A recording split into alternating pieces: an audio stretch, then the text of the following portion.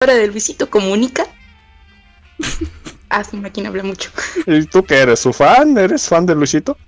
Mire, entrego discos desde Desde Constantinopla. Nadie me gana siendo fan de Luisito. Mira, tenemos videos desde los moteles hasta su doblaje con Sonic. Madre mía, yo quiero todo eso. Lo quiero. Pero no te vas a abusar. Hijo, soy bien mala maestra. No, ya ves, ya admitió que no sabe distribuir pelis pirata.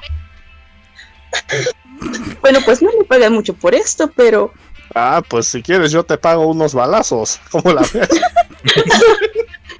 Era broma, no me... No, me van a sacar la fusca. Ya me desaparecieron hacia mi carnal en Sinaloa.